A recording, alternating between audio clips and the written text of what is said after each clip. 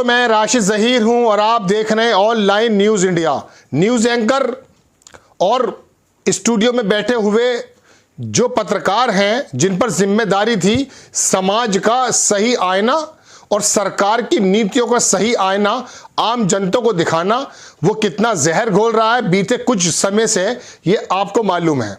गोदी मीडिया का शब्द भी इसी वजह से उत्पत्ति हुई उसकी कि पता चला कि सवाल पूछने की जगह जब तलवे चाटने लगे और एसी एयर कंडीशन स्टूडियो के अंदर बैठ करके समाज के अंदर विघटन वाली स्थिति पैदा करने लगे, तो इस पत्रकारिता ने किया यह है कि समाज के अंदर जानवर पैदा कर दिए। और खुद भी ये एंकर जानवर से कम नहीं है, जो नीति सवाल पूछना तो जानते नहीं है, अलबत्ता धर्मों के बीच की लड़ाई करके कुछ किराए के मौलाना, किराए के पंडित उठा करके उनको आपस में ऐसे जैसे कुत्ते के बीच में, बहुत खतरनाक और भारी शब्द मैं बोल रहा हूं, लेकिन मजबूरी है कि इन शब्दों से कम में इनका काम मुझे लगता है लग बनेगा नहीं। जैसे कुत्तों के बीच में कोई रोटी का टुकड़ा या हड्डी डाल दी जाए और उसके बाद जो कुत्ते लड़ते हैं, इसी तरह से इस मुर्गे लड़ाने का और कुत्ते लड़ाने का काम इन एंकर्स ने किया। और खुद कितने गंदे हैं इसकी वानगी मैं आपको दिखाता हूं। एक एंकर है जो पूरे दिन सिर्फ जहर बांटने के अलावा कोई काम नहीं करता। उसने एक ट्वीट किया और ट्वीट करने के बाद जब उसको ट्रोल हुआ तो उसको डिलीट भी कर दिया। ऐसे पत्रकार को फॉलो करते हैं हमारे प्रधानमंत्री जी। मैं आपको खबर सुनाता हूं, मोहम्मद जुबैर इनका नाम है, अल्ट न्यूज चलाते हैं, ये बताते हैं कि कौन सी वीडियो फेक है। चूंकि गोदी मीडिया ने और जो आईटी सेल के छुपे हुए चोर डाकू हैं, उन्होंने जब समाज के अंदर नफरत फैलाने का काम किया तो सैकड़ों हजारों तादाद में ट्वीट्स और जो है वीडियो और गंदी स्टोरी और गलत स्टोरी, भ्रामक स्टोरी जिससे हिंदू मुसलमान बना रहे, ऐसी प्रचलन में आई। इसको दूर करने के लिए ये मिस्टर जुबैर बहुत काम आता है। इनका है अल्ट न्यूज, पूरा भारत जानता। इन्होंने एक अमन चोपड़ा नाम का एंकर है, शक्ल आप देखते पहचान जाएंगे कि यही वो जानवर है। बस मेरे मुंह से गलत शब्द निकल रहा है, लेकिन मैं बता दूं आपको कि ये मेरे बस की नहीं है इसको रोक पाना। क्योंकि इन लोगों ने क्या क्या काम किया वो मैं आपको बता दूं। ये लिखता है कि जब नमाज के घर जब नमाज लोगों को घरों या गुरुद्वारों में ही पढ़नी थी तो फिर क्यों हजारों मंदिरों को तोड़ा। अब ये बताइए, आज के वक्त में मैं खबर क्या है मैं बाद में बता दूंगा, लेकिन इसका एक ट्वीट को देखिए जो आपकी स्क्रीन पर है। आज के वक्त में हजारों मंदिरों को तोड़ा, मान लिया, लेकिन ये बताइए कि आज के परिप्रेक्ष्य में उस मंदिर तोड़ने का जिक्र क्यों आया। हजारों साल गुजर गए हैं या सैकड़ों साल गुजर गए हैं या पुराने लोग किसी भी वर्ग के हों, वो क्या कर बैठे हैं, उससे मौजूदा भारत की तरक्की का क्या मामला है, क्या वास्ता है, सिवाय इस बात के कि पुराने मंदिरों का आप जिक्र करें और आज के मुसलमानों को हिकारत की नजरों से लोग देखने लगे। अगर किसी ने किया भी है तो इसका जिक्र क्यों?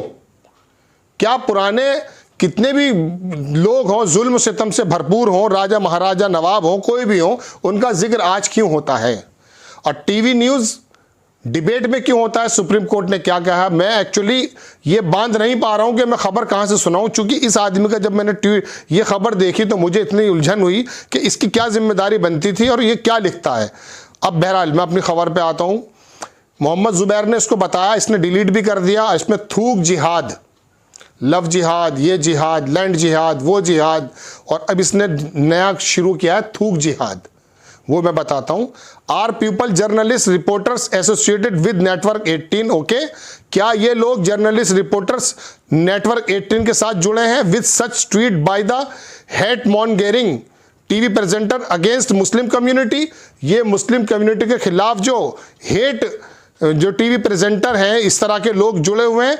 Is this why he was hired? क्या इसलिए इनको हायर्ड किया गया, इनको नौकरी पे रखा गया? News 18 group to divide India, Bharat को तोड़ने का काम करेंगे। To spread venom against a community, और एक कम्युनिटी के खिलाफ वेबनस, इसने नफरत फैला देना का इनका काम है।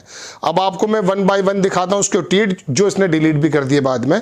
इसने पहला ट्वीट किया कि जब नमाज लोगों के घरों या गुरुद्वारों में पढ़नी थी तो फिर क्यों हजारों मंदिरों को तोड़ा। सिख समाज ने अगर आगे आकर मंदिरों को, मस्जिद, नमाज की जगह उसको कह दिया गया था कि यहाँ पर नमाज नहीं पढ़ी जाएगी गुरुग्राम में, सिख समुदाय आगे आया और उसने अपने कहा कि भाई अगर आपको नमाज पढ़नी है तो आप गुरुद्वारे में पढ़ने। इस बात की इसको उलझन हुई कि ये हिंदू, मुस्लिम, सिख, ईसाई, ये लोग प्यार से क्यों रह रहे हैं। इसको उलझन हो गई, ये परेशान हो गया, ये उस एजेंडे पे आ गया अपने कि जिसके लिए से लाया गया। अब दूसरा ट्वीट सुनिए, अब मैं वो न्यूज़ का है इसका, इसने डिलीट कर दिया। इसमें देश नहीं झुकने देंगे, जैसे इसकी जिम्मेदारी है देश नहीं झुकने देने की, और नीचे लिखता थूक जिहाद। अब ये बताइए, इसने जो हैशटैग चलाया है, खाने में थूकना आस्था है, मौलाना अलीमुद्दीन असादी किसी मौलाना को पकड़ कर ले आया और उसमें इसने कहा खाने में थूकना आस्था है। अब उसका नाम इसने फिर लगाया थूक जिहाद। अब आगे मैं बताना चाहता हूं कि अब मोहम्मद जुबैर ने क्या क्या लिखा है और लोगों ने क्या क्या लिखा है, और अब प्रधानमंत्री जी इसको फॉलो कर रहे हैं, ये भी मैं आपको दिखाऊंगा। अब लिखते हैं ये मोहम्मद जुबैर, हेलो 18 राहुल जोशी इसको चलाते हैं, चैनल 18 को, संतोष मेनन वगैरह, has Aman Chopra been appointed to spew hate against Muslim community. क्या इसको इसलिए अपॉइंट किया गया है कि ये मुस्लिम कम्युनिटी के खिलाफ हेट कैंपेन चलाएगा? Almost every show by him is filled with the Muslim hate. इसका जो जितने भी शो हैं वो जो बनाता है ये, वो लगभग मुस्लिम हेट से भरे होते हैं। This was the latest show telecast by news 18 India. ये बिल्कुल रिसेंटली एक शो है जो उसने बनाया। Look at the hashtag used, is that why he is getting paid for. क्या इसको इसीलिए पे किया जाता है कि ये इस तरह के हैशटैग चलाए? इसने हैशटैग चलाया थूक जिहाद, आपकी स्क्रीन पर है। रिवाज थूक ये कैसी भूख, थूक जिहाद जब बेरोजगार शहर के अंदर, हिंदुस्तान के अंदर मौजूद है। इस एंकर की इतनी हिम्मत नहीं है कि ये अपने बाप के आंखों में आंख डालकर ये पूछ ले कि साहब बेरोजगारी के बारे में आपका क्या कहना है।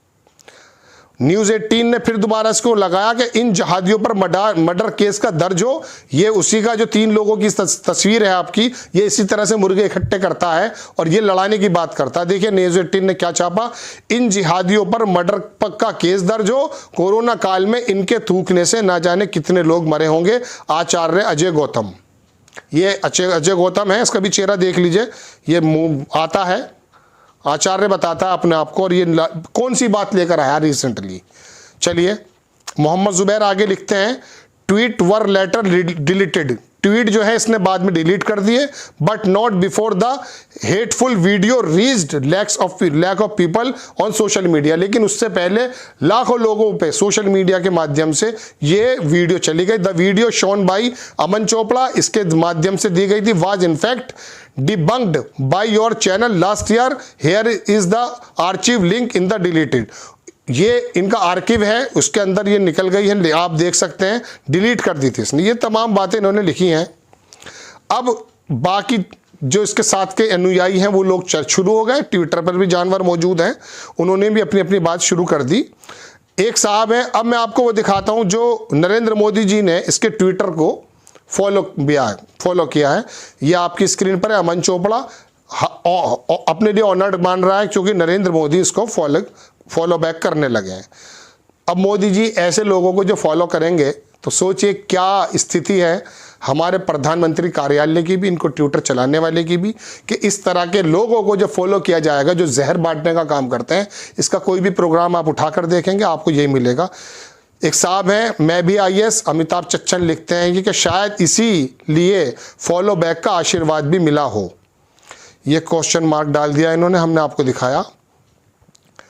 एक साहब हैं वो लिखते हैं, वो देख लीजिए, लारा डिसूजा लिखती हैं, and get a follow back from the master. इसको जो फॉलो मिला है फॉलो बैक मतलब इन्होंने फॉलो किया होगा प्रधानमंत्री को, तो प्रधानमंत्री जी ने इनको फॉलो बैक किया है। उन्होंने कहा get a follow back from the master, अपने गुरु से मिला है इनको। बिल्कुल गुरु सही बता रही हैं वो। ये है लारा डिसूजा लिखती हैं। चलिए खैर दूसरी बात लिख देता हूँ मैं कि शबनम खान है, वो लिखती हैं कि दंगे होते नहीं करवाए जाते हैं।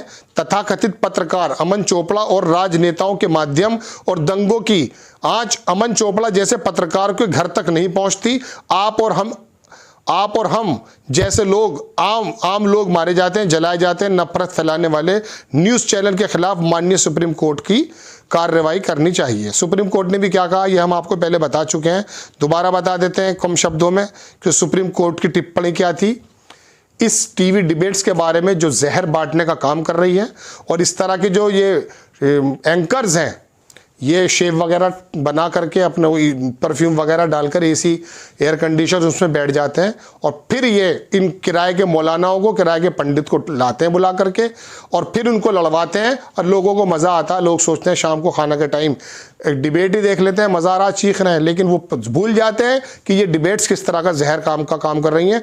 आपकी स्क्रीन पर खबर मिल्लत टाइम्स की, हालांकि ये पुरानी खबर है, 18 नवंबर में छापी है, लेकिन पहले कह चुके हैं टीवी पर होने वाली डिबेट दूसरी चीज़ों से कहीं अधिक प्रदूषण फैला रही हैं। सीजेआई, हमारे यहाँ के चीफ जस्टिस ऑफ इंडिया क्या बात कह रहे हैं कि टीवी पर होने वाली डिबेट दूसरी जगहों से ज़्यादा ये जो प्रदूषण फैल रहा है ना इन दिनों, इससे ज़्यादा नुकसान पहुंचा रही हैं। और ये बात हकीकत है, चूँकि इन्हीं डिबेट्स ने हमारे समाज के अंदर कुछ जानवर पैदा कर दिए जो पहलू खान और तबरेज़ अंसारी को जा करके मारते हैं।